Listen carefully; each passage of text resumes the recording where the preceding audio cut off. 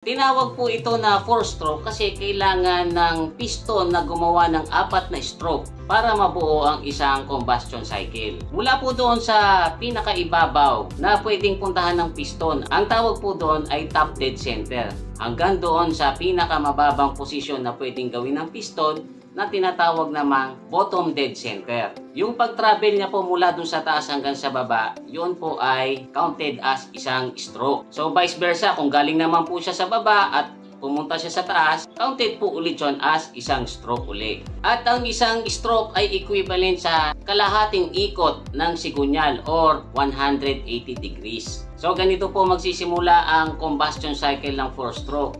Mula po doon sa ibabaw na posisyon or doon sa top dead center ay bababa po ang piston. Kasabay po ng pagbaba niya ay bubukas ang intake valve.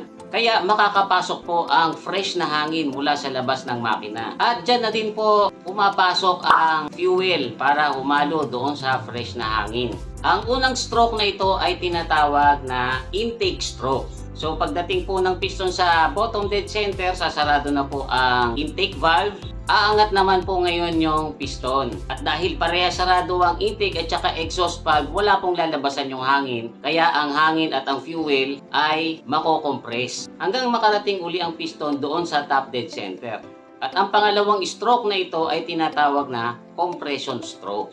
Pagdating po ng piston doon sa top dead center, mag-i-spark po ang spark plug para lumiyab yung air and fuel mixture. At sa pagliyab po nito ay makaka-create po ito ng pressure. Kaya ang piston ay bababa uli. Ito po yung pangatlong stroke na tinatawag na power stroke. Pagdating po sa baba ng piston or doon sa bottom dead center, most ng fuel and air ay nasunog na at naging hot gas. Kailangan na po yung ilabas. So, yung piston ay tataas uli. At habang papataas po ang piston ay bumubukas din yung exhaust valve na nakakonekta sa catalytic converter at saka sa muffler natin. Doon po lalabas lahat ng hot gas na byproduct ng air and fuel na nasunog. Ang huling stroke na to ay tinatawag pong exhaust stroke na kumpleto na po ang combustion cycle ng 4-stroke engine. So sa cycle po na yan ay 2 beses pong umikot ang sigunyal or 720